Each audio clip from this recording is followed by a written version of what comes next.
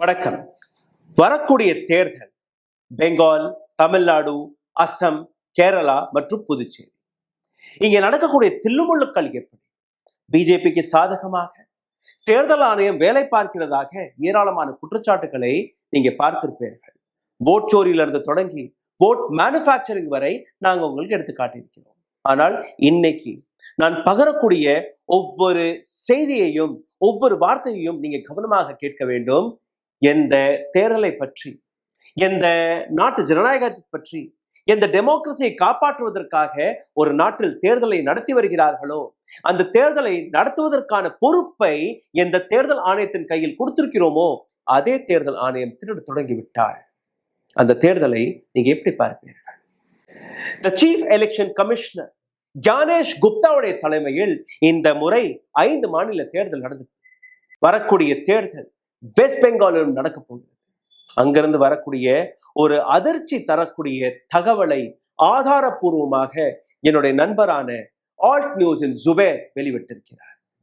அந்த செய்தித்தாளை நீங்க பார்த்து வருகிறீர்கள் ஒரு டிவி ஸ்கிரீனில். அந்த செய்தி பக்கத்தை நான் எடுத்து காட்டியிருக்கிறேன். ஆனால் வெஸ்ட் பெங்காலில் நடக்கிறதோ அதில் தமிழ்நாட்டில் நடக்காதா? நிச்சயமாக நடக்கும்.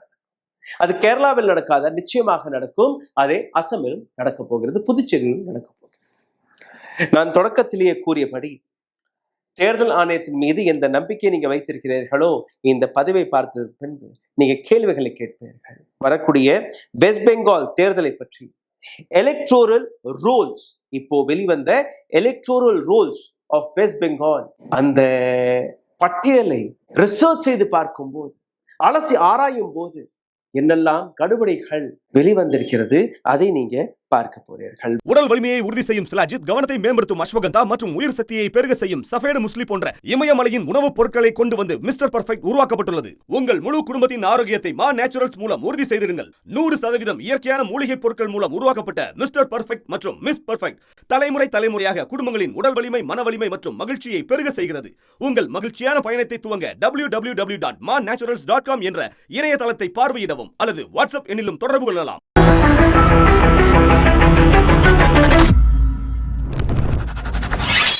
வெஸ்ட் பெங்கால் தேர்தலும் போது இந்த தேர்தல் ஆணையம் எடுத்து வைத்த விஷயம் என்ன? இந்த டாக்குமெண்ட் பப்ளிக்கில் இருக்கிறது, யார் வேணாலும் போய் பார்க்கலாம். யாருடைய பெயரை சேர்த்திருக்கிறோம், யாருடைய பெயரை நீக்கி இருக்கிறோம், எந்த நபருடைய பெயர் எந்த ஓட் பூத்தில் இருக்கிறது, எலெக்ஷன் பூத்தில் இருக்கு, எல்லாமே நீங்க பார்க்கலாம். உண்மையா? பார்க்கலாம். அதை இதற்கு மேல் நீங்க பார்க்க போறீர்கள். இந்த பட்டியலை சாதாரணமாக ரீடபிள் ஃபார்மேட்டில் PDF வடிவத்தில் ஏற்றி விடுவார்கள்.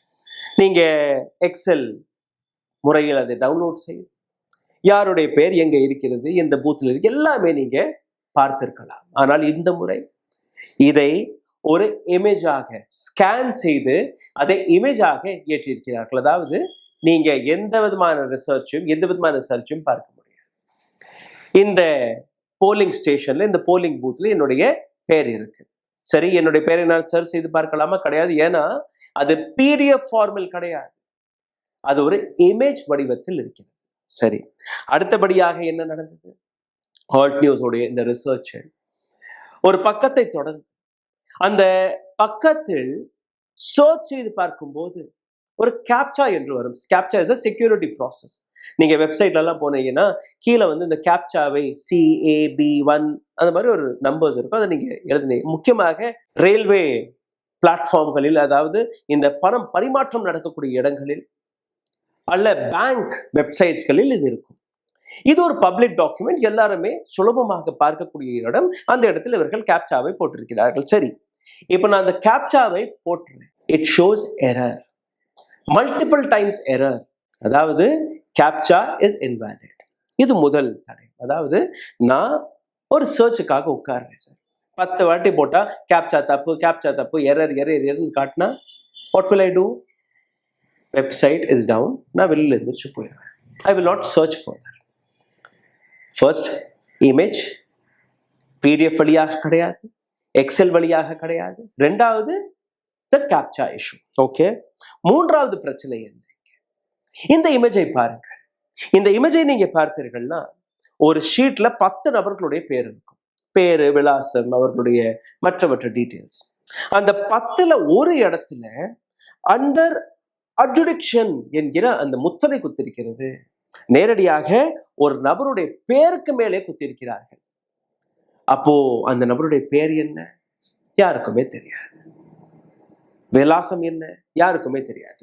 சரி, இது ரொம்பவே சுலபமாக நீங்க பார்த்தீர்கள்னா த alt news and team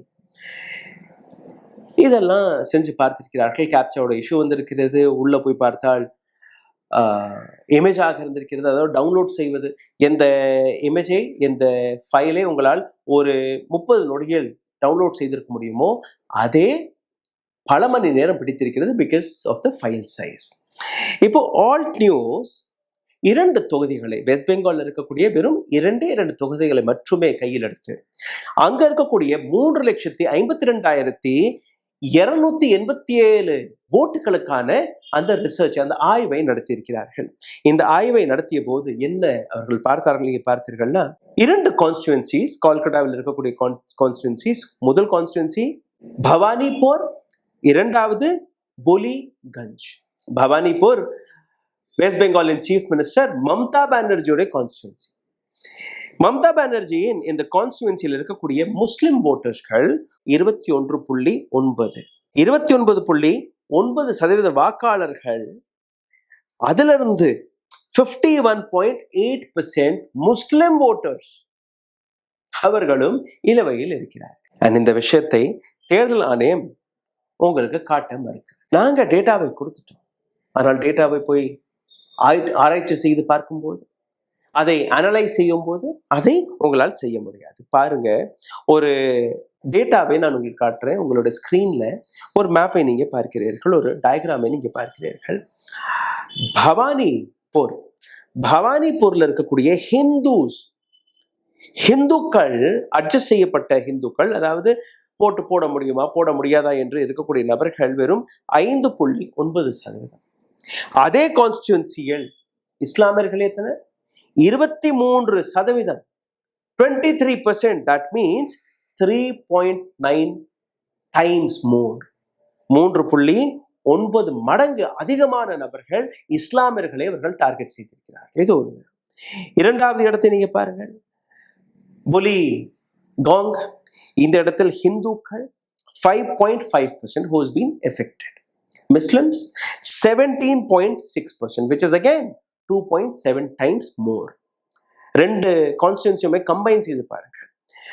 Combined digit comes as Hindus 6.1% and Muslims comes as 18.9%, which is again 3.1 times more. And ஒவ்வொரு இடத்திலுமே தேர்தல் ஆணையம் டேட்டாவை கொடுக்க மறுத்துதான் வருகிறது. டேட்டாவை கொடுத்திருக்கிறார்களாம். எப்படி? இப்போ ஒரு காகிதத்தை எடுத்துக்கொள்ளுங்கள், ஒரு A4 ஷீட் பேப்பர். இந்த A4 ஷீட் பேப்பரை நான் ஸ்கேண்டாகவே ஏற்றிருந்தால் கூட, ஒரு டிஜிட்டல் டாக்குமெண்டாக நீங்க பார்த்தீர்கள், அதை டவுன்லோட் செய்வதற்கு ஒரு சில நொடிகள் தான் பிடிக்கும். ஆனால் தேர்தல் ஆணையம் செய்த சதியை நீங்க பார்த்தீர்கள்னா 228 மடங்கு, 228 டைம்ஸ் அந்த காகிதத்தை மல்டிப்ளை செய்திருக்கிறார்கள். அதாவது ஒரு காகிதத்திற்கான file size is 228 times more. 1 GB இல்ல 1 MBல இருக்கக்கூடிய ஃபைலை 228 MB ஆக மாற்றினாள். 1 GB இருக்கக்கூடிய ஃபைலை 228 GB ஆக மாற்றினாள். அதுதான் நீங்க கணக்கு. அப்போ எந்த வேலையை உங்களால் ஒரு 30-40 நொடிகளில் பார்த்திருக்க முடியுமோ, அதே வேலையை டவுன்லோட் செய்வதற்காக பல மணி நேரம் மேனுவலாக ஒவ்வொன்றை நீங்க டவுன்லோட் செய்திருக்க வேண்டும். இன்னொரு பக்கத்தில் நீங்க பார்த்தீர்கள்னா இன்னொரு இஷ்யூவும் இந்த வெப்சைட்ல இருந்திருக்கிறது. என்ன? ஒரு கான்ஸ்டிடுவன்சிகள் நீங்க இந்த டேட்டாவை டவுன்லோட் செய்ய பார்த்தீர்கள்னா மேக்சிமம் உங்களால் 10 பூத்துக்கு மேல, ஒரு கான்ஸ்டிடுவன்சிக்குள்ள பல பூத்துக்கள் இருக்கும், 10 பூத்துக்கு மேல அந்த டேட்டாவை டவுன்லோடே செய்ய முடியாது. அப்போ 10 நீங்க டவுன்லோட் செய்யணும். இந்த விஷயத்தை மிக ஆழமாக alt news, Bengal SIR, the wall ECI built around electoral data and how we broke through it. Bengal தேர்தலை ஒட்டி தேர்தல் ஆணையம் எந்த விதமான சிவர்களை கற்றியிருக்கிறதோ அந்த சிவற்றை உடைத்து எப்படி நாங்கள் உள்ள புகுந்து இந்த டேட்டாவை அனலைஸ் செய்து உங்களுக்காக கொண்டு வந்தோம் என்கிற அந்த விளக்கத்தை அவர்கள் கொடுத்திருக்கிறார்கள். கேப்சா ஒரு ப்ரொடெக்ஷன் போட்டிருக்கிறார்கள். கேப்சாவை நீங்க போட்டீர்கள்னா கூட எரர் காட்டுகிறது. சரி, எரர் காட்டி நீங்க உள்ள போனா கூட அதுல ஒரு ஸ்டாம்பை போட்டிருக்க, வாட்டர் மார்க் இருக்கு. அந்த வாட்டர் மார்க்கை வைத்து உங்களால் பேரை படிக்க முடியாது. சரி, கஷ்டப்பட்டு இதெல்லாம் செஞ்சுட்டீங்கன்னா கூட டவுன்லோட் செய்வதற்கு பல மணி நேரம் பிடிக்கிறது. சரி, பல மணி நேரம் அதையெல்லாம் செஞ்சு வெறும் 2 கான்ஸ்டிடுவன்சிக்கான ரிப்போர்ட் உங்களோட டிவி ஸ்கிரீன்ல நாங்க காட்டுறோம். வெறும் 3 லட்சம் வாக்காளர்கள். அந்த 3 லட்சம் வாக்காளர்களில் இஸ்லாமியர்கள் எந்த அளவில் பாதிக்கப்பட்டிருக்கிறார்கள், இஸ்லாமிய ஓட்டர்ஸ்கள் எந்த அளவில் பாதிக்கப்பட்டிருக்கிறார்கள். இது ஆக்சிடென்டாக ஏதோ தவறு நடந்து விட்டது என்றால் நீங்க நம்பக்கூடாது. ஏன்னா அரசாங்கம் இதே போன்ற டேட்டாக்கள், ஆதார் கார்டு, டிஜி லாக்கர், இது போன்ற பல்வேறு முறைகளில் இந்தியர்களுடைய டேட்டாக்களை ப்ரொடெக்ட் செய்து வைத்திருக்கிறது. பல கோடிக்கணக்கான நபர்களுடைய டேட்டா. இதுவும் அதே போன்ற ஒரு முக்கியமான டேட்டா. இப்ப இன்னொரு பக்கத்திற்கு நான் வருகிறேன். ஒரு ஃபைலை நீங்க டவுன்லோட் செய்யும் போது இமேஜாக டவுன்லோட் செய்யலாம், பிடிஎஃப் ஆக டவுன்லோட் செய்யலாம், டெக்ஸ்ட் ஃபார்மேட்டில் நீங்க டவுன்லோட் செய்யலாம். ஆனால் இந்த இடத்துல தேர்தல் ஆணையத்துடைய இன்னொரு சதியை நீங்க CSV டேட்டா இது மட்டும் தான் உங்களால் டவுன்லோட் செய்ய முடியும். அதாவது சாதாரணமாக மக்களால் அந்த டேட்டாவை படிக்க கூட முடியாது, கோடிங் வழியாக. CSV டேட்டா நீங்க மைக்ரோசாஃப்ட் பயன்படுத்துவீர்கள், வேர்ட், எக்ஸல், பவர் பாயிண்ட் இதெல்லாம் நீங்க பயன்படுத்துவீர்கள். CSV ஃபைல் நீங்க கேள்விப்பட்டிருக்கீர்களா? CSV ஃபைல் வழியாக நீங்க சாதாரணமாக அன்னநாடு நீங்க அந்த இமேஜ், அந்த ஃபைலை நீங்க பயன்படுத்துவீர்களா? கிடையாது. But here there is no other option.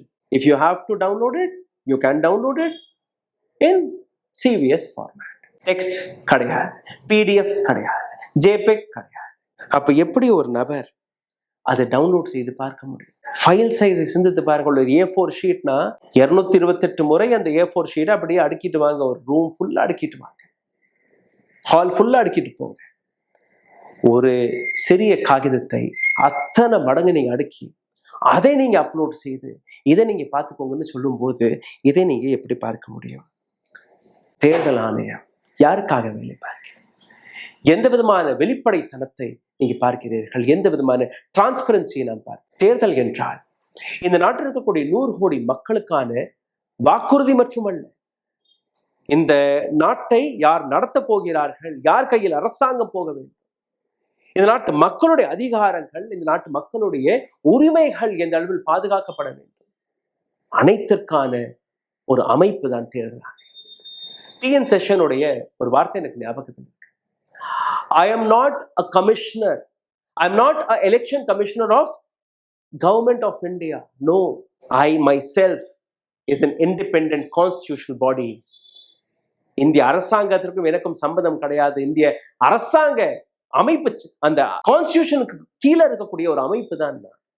I'm an independent body. எப்படி சுப்ரீம் கோர்ட் வேலை பார்க்கிறது, எப்படி பார்லிமெண்ட் இருக்கிறதோ அதே போன்ற இடத்தில் தேர்தல் ஆணையமாகிய நான் இருக்கிறேன். ஆனால் இப்போ தேர்தல் ஆணையம் பிஜேபியோடைய பி டீமாக வேலை பார்த்து வருகிறது. இந்த அளவில் ஆதாரங்களை கொடுத்த பின்பு கூட எந்த விதமான பதிலும் தேர்தல் ஆணையம் கொடுக்க மறுத்து வருகிறது. இதே போன்றுதான் ஆந்திர பிரதேசத்தில் 2024 மாலை 5:30 மணி அளவு 59% ஓட் போடப்பட்டது. அது அவர்களே வெளிவிடுகிறார்கள். 7:30 மணிக்கு மறுபடியும் ஒரு டேட்டாவை தேர்தல் ஆணையம் வெளிவிடுகிறது. இந்த முறை எவ்வளோ? 69%. இரவு 11:45 அடுத்த டேட்டா வெளிவருகிறது. இத்தனை பேர் ஓட்டு போட்டுட்டாங்க, 72%. 11 மணிக்கெல்லாம் எங்கேயுமே இந்த அளவில் ஓட்டெல்லாம் போட மாட்டார்கள். சரி, ஒரு சில பூத்ல நடந்ததாக நிறைய பேர்கள் கிடையாது. 3500 பூத்ஸ்களில் 2024 17 லட்சம் வாக்காளர்கள் இரவு 11:45 அதிகாலை 2 மணி வரை ஓட்டு போட்டதாக தேர்தல் ஆணையம் கொடுக்கக்கூடிய கணக்கு. 2 மணி வரை 17 லட்சம் வாக்காளர்கள் ஓட்டு போட்டதனால் என்ன நடந்தது? The vote percentage increased to 82%. சரி, சிசிடிவி ஃபுட்டேஜை காட்டுங்க. இத்தனை பேர் நின்றாக நீ சொல்றீங்க இல்லையா? இல்ல, சிசிடிவி ஃபுட்டேஜை நாங்கள் டிலீட் பண்ணிட்டு கொடுக்க முடியாது. சரி சார், அந்த ஸ்லிப்பை கொடுங்க, விவிபேட்டோட ஸ்லிப்பை கொடுங்க, நாங்கள் கணக்கு போட்டு பார்த்துக்கிறோம். அதையும் நாங்கள் delete பண்ணிட்டோம். This is what Election Commission of India had answered. Okay, இந்த 17 லட்சம் வாக்காளர்களை அதையும் நீங்க பாருங்க. 2024 ஆண்டு ஆந்திர பிரதேசத்தின் தேர்தலும் போது 2 ஓட்டுகளை போட்டார்கள் மக்கள், லோக்சபா அண்ட் அசம்பிளி எலெக்ஷன். நீங்க உள்ள போகும்போது அட்டையை காட்டணும், அதுக்கப்புறம் மை வைக்கணும், அதுக்கப்புறம் உள்ள போய் லைன்ல போய் நிக்கணும். அசம்பிளி எலெக்ஷனுக்கு ஒரு ஓட்டு போடுவீங்க, அங்கிருந்து இன்னொரு இவிஎம் மிஷினுக்கு போவீங்க, அங்க இன்னொரு ஓட்டு போடுவீங்க. எப்படியா பார்த்தாலும் 1 நிமிஷம் இல்ல 2 நிமிஷம் பிடிக்க ஒரு நபர் போயிட்டு 17 லட்சம் வாக்காளர்கள் 3500 பூத்களை வகர்ந்து பாருங்கள். 461 ஓட், ஒவ்வொரு பூத்ல 461 ஓட் 1 மணி நேரத்திற்கு விழுது. அப்போ அந்த கணக்கை நீங்க பார்த்தீர்கள்னா ஒரு நபர் ஓட்டு போட்டு வெளியில வந்த நேரம் as per election commission of India is 6 seconds. Vadivel comedy ஒன்று இருக்கு, மின்னல் வா போ, அதே மாதிரி மக்கள் வந்து போயிட்டு இருந்தார்களா. 6 நொடிகள் ஒரு நபர் மை வச்சிருக்கார், உள்ள போய் பட்டன் அமுக்கியிருக்கார், இன்னொரு இடத்துல போய் இன்னொரு ஓட்டை போட்டிருக்காரு, வெளியும் போயிட்டார். Do you believe this? We still don't have answer for this also. சிந்தித்து பாருங்கள், இந்த வீடியோவை பகிருங்கள், உங்களுடைய கருத்துக்களை கீழே கமெண்ட் பாக்ஸில் எழுதுங்கள். கேள்வி ரொம்ப முக்கியம், அதையும் நாங்கள் படிப்போம். இதை தாண்டி லைக், ஷேர், சப்ஸ்கிரைப் பட்டனை தட்ட மறக்காதீர்கள். பொருளாதார ரீதியாக உங்களை முடக்க வருகிறார்கள், அதிலிருந்து மீட்டெடுப்பதற்காக உங்களுடைய உதவி அருகில் இருக்கக்கூடிய QR கோடை பயன்படுத்தி நீங்க தெரிவிக்கலாம். நன்றி, வணக்கம். ஊடகம் கார்ப்பரேட் அரசியல்வாதிகளின் கைப்பாவையாக அடிமைகளாக இருந்தது போதும், இனி சாட்டை எடுத்து சுழற்றும் நேரம் வந்துவிட்டது. ஊடகம் பொதுமக்களாகிய உங்களுக்காக, உங்களாலேயே இயக்கப்பட வேண்டும். ஊடக சுதந்திரத்திற்காக உங்களின் பங்களிப்பை இன்றே அளித்திடுங்கள்.